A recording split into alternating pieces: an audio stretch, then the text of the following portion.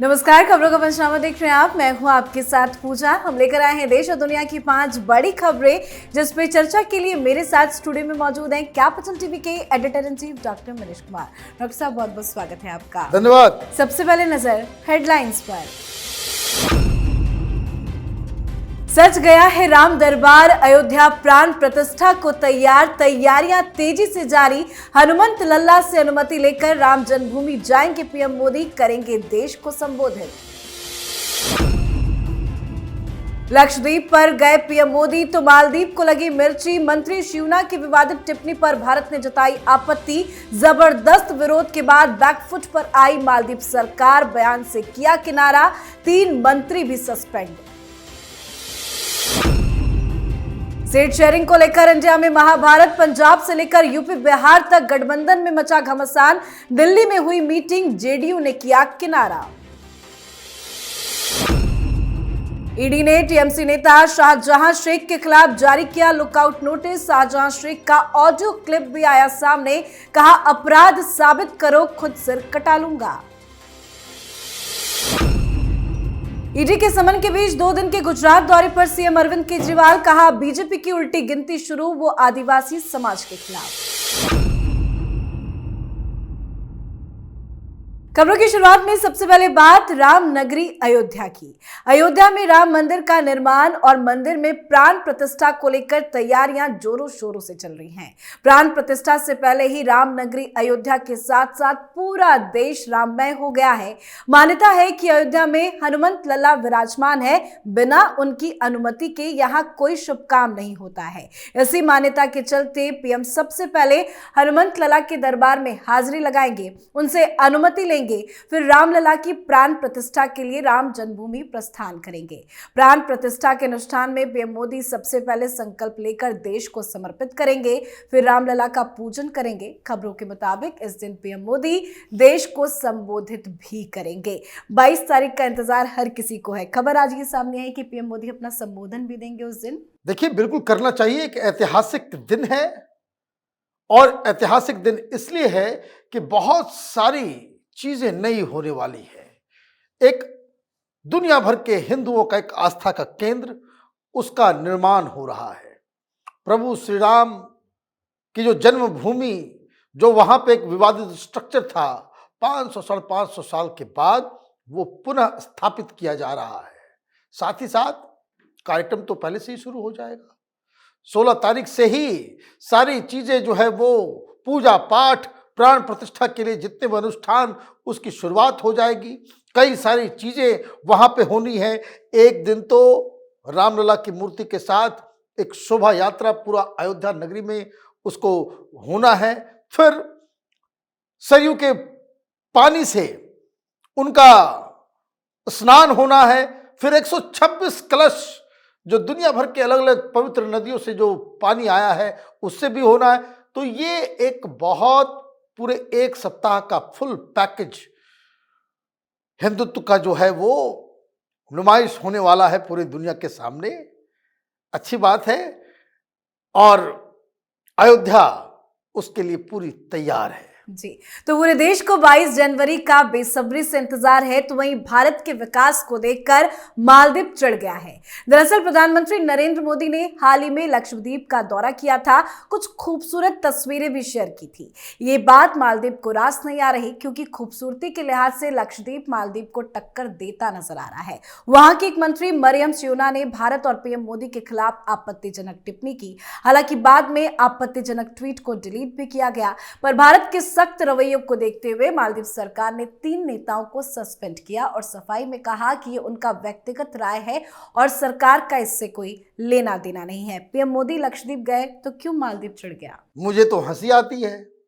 ये पाकिस्तान, चाइना, तुर्की, Malaysia, Indonesia, ये तमाम इस तरह के देश ये मोदी के सामने आवाज नहीं उठाते। ये अदना पिद्दी सा एक देश, उसके नेताओं की इतनी हिम्मत हो गई, तो ये हिम्मत आई कहां से? मालदीव दरअसल इस वक्त चीन क्या एक गुलाम मुल्क की तरह एग्जिस्ट कर रहा है, और चाइनीज दलाल जो हिंदुस्तान में बैठे हुए हैं, देखिए बहुत सारे लोग, प्रधानमंत्री मोदी की तस्वीर अच्छी तस्वीर आई अपने देश की। अभी प्रधानमंत्री लक्षद्वीप नहीं जाएंगे, कहाँ जाएंगे? कोई वो होनोलुलु है, भारत का हिस्सा है। तस्वीर देख के बहुत बुरी तरीके से इन लोगों को मिर्ची लग गई। तो पता नहीं कौन कौन लोग क्या क्या वीडियो बना रहे थे, साफ फ्रस्ट्रेशन नजर आ रहा था। लेकिन मालदीव को मिर्ची क्यों लगी? दो चीजें हैं। एक, प्रधानमंत्री मोदी लक्षद्वीप को मालदीव की तरह एक टूरिस्ट डेस्टिनेशन बनाना चाहते हैं। पता नहीं, प्रधानमंत्री मोदी से पहले बहुत सारे लोग प्रधानमंत्री बने, सरकारें आई, किसी का ध्यान उधर नहीं गया। अब उसको वहां पे एक टूरिस्ट डेस्टिनेशन की तरह से, क्योंकि उन्होंने अपील की कि आप जो विदेश जाते हो वहां जाने की आवश्यकता नहीं है, सब कुछ हिंदुस्तान में है और इसकी सुंदरता किसी से कम नहीं है। तो वो मिर्ची लगी उधर, और ये चाइनीज दलाल वहां बैठे हुए प्रधानमंत्री मोदी के ऊपर जो है अनाप शनाप कहना उन्होंने शुरू कर दिया। सरकार सख्त हो गई, बाकायदा चेतावनी दी गई। और दूसरा, दनादन इंडियन जो टूरिस्ट वहां पे बुकिंग्स वगैरह जो थे वो वापस होने लग गए। तो ये चीन इसके पीछे है, इस पूरे विवाद के पीछे चाइनीज दलाल जो मालदीव में बैठे हुए हैं और चाइनीज दलाल जो हिंदुस्तान में बैठे हुए जो इसके ऊपर कटाक्ष कर रहे थे। अब हुआ ये कि वहां की सरकार खुद ब खुद फंस गई, क्योंकि वहां पे भी बहुत सारे सेंसिबल लोग हैं जिन्होंने साफ साफ कहा भाई हिंदुस्तान से आप इस तरह का पंगा कैसे ले सकते हो। तो ये पूरी कहानी है। अब अकल ठिकाने आ गई है, सरकार ने घुटने टेके हैं और इस तरह के बदतमीज मंत्रियों को वहां से सस्पेंड किया गया है। जी, अब बात करते हैं विपक्षी गठबंधन इंडिया की। विपक्षी दलों की गठबंधन इंडिया ब्लॉक में सहयोगियों के बीच सीट शेयरिंग को लेकर खींचतान और तनाव बढ़ गया है। सबसे ज्यादा मुश्किलें कांग्रेस के सामने आ रही है। आज दिल्ली में बिहार में सीट शेयरिंग को लेकर मीटिंग हुई, पर मीटिंग से जेडीयू ने दूरी बना ली। तो वहीं अखिलेश यादव ने भी आज कांग्रेस पार्टी को खुली चुनौती दे दी। अखिलेश यादव ने कहा कि कांग्रेस की यात्रा के पहले सीट शेयरिंग का मामला निपट जाना चाहिए। तो वहीं कल कांग्रेस पार्टी की आम आदमी पार्टी के साथ सीट शेयरिंग को लेकर मीटिंग भी होनी है। क्या कुछ चल रहा है सीट शेयरिंग को लेकर? देखिए, कांग्रेस पार्टी घाघ पार्टी है। इन लोगों को लगा, अलग अलग रीजनल पार्टीज के लीडर्स को, ममता, नीतीश कुमार, अरविंद केजरीवाल, इन लोगों को लगा कि कांग्रेस को ब्लैकमेल किया जा सकता है कि भाई तुम बीजेपी से नहीं लड़ सकते हो, हम लड़ सकते हैं, सब लोग एक साथ आ जाएंगे, तुम साइड हीरो बन जाओ और हम लोग मेन फ्रेम पे आ जाते हैं, तुम लोगों को जितना मैं कहूं उतने पे लड़ो। कांग्रेस पार्टी ने कहा अच्छा, वो तो आप ये समझिए कि कांग्रेस पार्टी थोड़ी बैकफुट पे इसलिए आ गई क्योंकि राजस्थान, मध्य प्रदेश, छत्तीसगढ़, इन तीनों जगह पे हार हो गई। एक जगह और जीत गई होती, मध्य प्रदेश या छत्तीसगढ़, तेलंगाना तो जीती ही, दो जगह अगर जीत गई होती तो ये सब इतनी मीटिंग भी नहीं होती। कांग्रेस पार्टी क्या कर रही है? इन लोगों के साथ खेल खेल रही है। नीतीश कुमार सबसे ज्यादा उछल कूद कर रहे थे, सवाल पूछ दिया गया कि क्या संयोजक बनाया जाएगा, तो उन्होंने कहा, खड़गे साहब ने कहा कि ये केबीसी कौन बनेगा करोड़पति के जैसा सवाल मत पूछो। मतलब मजाक उड़ाया गया। अखिलेश यादव को समझ ही भी नहीं आ रहा है कि भाई गठबंधन करें, किससे करें, क्या करें, अल्टीमेटम देना क्यों पड़ रहा है? क्योंकि चिकरघिन्नी हो गए हैं अखिलेश यादव।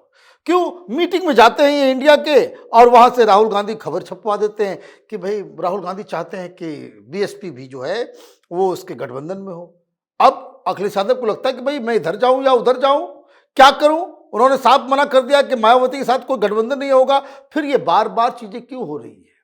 आज मीटिंग हुई, नीतीश कुमार को समझ में आएगा, फिर उनकी बेइज्जती होने वाली है, तो फिर वैसा ही हुआ, वैसा ही हुआ। मीटिंग हुई आज, जेडीयू का कोई व्यक्ति गया ही नहीं। तो ये सीट शेयरिंग की कैसी बैठक हो रही है कि जो लोग अलायंस पार्टनर हैं वो मीटिंग में जाते नहीं, मीटिंग के बाहर बोलते हैं कि हम कांग्रेस पार्टी से क्यों बात करें। कल बात होनी है केजरीवाल की, देखिए केजरीवाल भी नहीं जाएगा। बोले बात क्या करना है इसमें, पंजाब में 13 सीट पे मैं लड़ूंगा, दिल्ली में 7 सीटों पे मैं लड़ूंगा, वहां पे हमें प्रचंड बहुमत मिला है, बहुमत की सरकार है, कांग्रेस पार्टी कौन है? तो यही होगा, अभी झगड़ा करते करते मामला खत्म हो जाएगा। ये गठबंधन नहीं होना है। जी, अब बात करते हैं पश्चिम बंगाल की, जहां ममता के राज में गुंडागर्दी चरम पर जारी है। टीएमसी नेता शाहजहां शेख के घर छापेमारी के दौरान ईडी पर भीड़ द्वारा हमले किए जाने के एक दिन के बाद केंद्रीय एजेंसी ने टीएमसी नेता के लिए लुकआउट नोटिस जारी कर दिया है। एजेंसी को संदेह है कि इस घटना के बाद टीएमसी नेता देश छोड़कर भाग सकता है। तो वहीं फरार शाहजहां शेख की ओर से एक ऑडियो संदेश जारी किया गया। इस ऑडियो क्लिप में ईडी की रेड को शाहजहां शेख ने साजिश बताते हुए कहा कि यदि उसका अपराध साबित कर दे तो वो खुद अपना सिर कलम कर लेगा। क्या कुछ चल रहा है पश्चिम बंगाल? भाई ये कौन है ये शाहजहां शेख?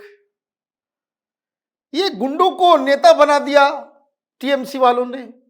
और वैसे मैं आपको बता दूं, आज ब्लैक एंड व्हाइट जरूर देखिएगा, क्योंकि ये जो गुंडा तंत्र है जो इसका है, इसके बारे में और उस तमाम वो जो गुंडा तंत्र बंगाल के अंदर है उसके बारे में आपका दिमाग हिल जाएगा भाई कैसे ये लोग ऑपरेट करते हैं। पंचनामा में ज्यादा समय नहीं होता है बताने के लिए, लेकिन कौन है ये तो भाग गया। और ये आदमी कह रहा है कि साबित कर दो मेरा अपराध तो सिर से कलम कर दो। अरे पागल आदमी, कोर्ट में से साबित होगा ना, सड़क पे होगा। ये टीएमसी का शासन चल रहा है कि सड़क पे न्याय। कितने सारे मर्डर केसेस के ऊपर हैं और इसके ऊपर टीएमसी के तमाम वरिष्ठ नेताओं का वरद हस्त है। अदरवाइज ईडी की टीम के ऊपर हमला हो जाए और बंगाल की पुलिस हाथों में चूड़ियां पहन करके बैठी रहेगी। यह किस तरह का शासन प्रशासन चल रहा है? क्या काम है इसका? यह तो इलीगल ह्यूमन ट्रैफिकिंग का काम करने वाला व्यक्ति है। बांग्लादेश से बंगालियों को और रोहिंग्यास को हिंदुस्तान कैसे लाना है, कैसे बचाना, उसके रैकेट का ही सरदार है। तो निकल गया होगा अब तक, परिवार भी नहीं मिल रहा है इसका। ये कायर लोग हैं, ये कह रहे हैं अपराध साबित कर दो। तुम्हारे ऊपर जितने केसेस हैं वो तो ममता बनर्जी की सरकार है जो बचे हुए हो, नहीं तो सलाखों के पीछे बहुत दिन पहले तुम्हें होना था। ये तमाम वरिष्ठ अधिकारी जो पुलिस वाले रिटायर्ड, वो बता रहे हैं सब पूरी कहानी इसकी। तो खैर ये बंगाल है, बंगाल यही डिजर्व करता है। मैं बार बार इस बात को कहता हूं, बिहार डिजर्व करता है तेजस्वी यादव, नीतीश कुमार को। बंगाल डिजर्व करता है ममता बनर्जी, उसका गुंडा तंत्र को। क्यों? वोट तो आप ही देते हो ना। अगर आपकी आंखों के ऊपर पट्टी बंधी हुई है तो भुगतिए। ऐसे ऐसे शेख को जो है आप, ये लोगों का दहशत है। किस जमाने में कहानियों में आप पढ़ते होंगे, चंबल का फला डाकू, पूरा इलाका, जैसे फिल्म में गब्बर सिंह, शोले में, ये सब मॉडर्न गब्बर हैं। बंगाल की जनता, बंगाल में रहने वाले लोगों से पूछिए, इन लोगों के इलाके में इन सिट्टी पिट्टी गुम हो जाती है। जो लोग गुजरते हैं, आम नागरिक, कार से कोई टच कर जाए तो हार्ट अटैक में मर जाएगा आदमी, तो बाद में आएंगे। दहशत में जी रहे हैं बंगाल के लोग, लेकिन यही डिजर्व करें तो फिर क्या करना है। जी, अब बात करते हैं आज की आखिरी खबर की। ईडी समन को दरकिनार कर केजरीवाल 2 दिनों के गुजरात दौरे पर है। इस दौरान वो बीजेपी पर जमकर बरसे हैं। उन्होंने कहा कि बीजेपी आदिवासियों को डरा रही है। इसके साथ केजरीवाल ने यह भी कहा कि गुजरात में बीजेपी की उल्टी गिनती शुरू हो चुकी है। केजरीवाल ने ऐलान किया कि गुजरात की भरूच लोकसभा सीट से चैतर वसावा को पार्टी अपना उम्मीदवार बनाएगी। बता दें आपको, चैतर वसावा फिलहाल जेल के अंदर है। केजरीवाल ईडी समन पे तो पेश नहीं हो रहे, लेकिन प्रचार करने के लिए गुजरात पहुंच गए। देखिए ये बेईमान आदमी है चैतर वसावा, बहुत आदिवासी प्रेम झलक रहा है। क्यों नहीं भेज रहे उसको राज्यसभा? सीधे राज्यसभा भेज दो ना, वहां तो भाई भतीजावाद करना है। जब जेल में सड़ रहे लोगों को ही भेजना है तो भेज दो। और जबरदस्ती, इस देश के अंदर में कानून नहीं है भाई। अगर कोई जेल के अंदर में बेल नहीं मिल रहा है कि उसका मतलब है कि कुछ ना कुछ तो कोर्ट ने देखा होगा, कुछ तो गड़बड़ी होगी, या तुमने कोर्ट से ऊपर अपने आप को समझ लिया है कि सब जगह जाकर के जज बन जाओ। कि वो निर्दोष है, वो दोषी है, भाई नेता हो, नेता की तरह रहो। और ये जो गुजरात में जाकर के बड़ी बड़ी बातें, आदिवासियों का सम्मान और ये करना है वो करना है, भाई कितने आदिवासियों को तुमने राज्यसभा भेजा? कितने आदिवासियों को भेजा? उसमें माल टालना शुरू कर दोगे हैं? यही तो कुमार विश्वास ने कहा कि राज्यसभा का टिकट, 2-2 टिकट बेच दिया था पिछली बार। पैसे की कमी होगी उस वक्त, अभी तो बहुत सारे घोटाले हो गए, पैसे की कमी नहीं है, तो स्वाति मालीवाल और संजय सिंह को फिर से रिपीट कर रहे हो। तो केजरीवाल को जवाब देना चाहिए जिससे वो भाग रहा है कि शराब घोटाले में तुम्हारा क्या रोल है, क्यों नहीं जा रहे हो उस ईडी के पास? और ये देश भर में घूम घूम के वही पुराना रिकॉर्ड, वही पुरानी बातें, लोग उब गए हैं। अब कुछ नैरेटिव बदलो, कुछ डायलॉग बदलो। ज्यादा दिन तक ये कट्टर ईमानदार हूं जी, तो हमारे शरीर का खून का एक एक कतरा वो देश के लिए समर्पित है, ये सब सुन के लोग तंग आ गए हैं। इनको नैरेटिव बदलना चाहिए।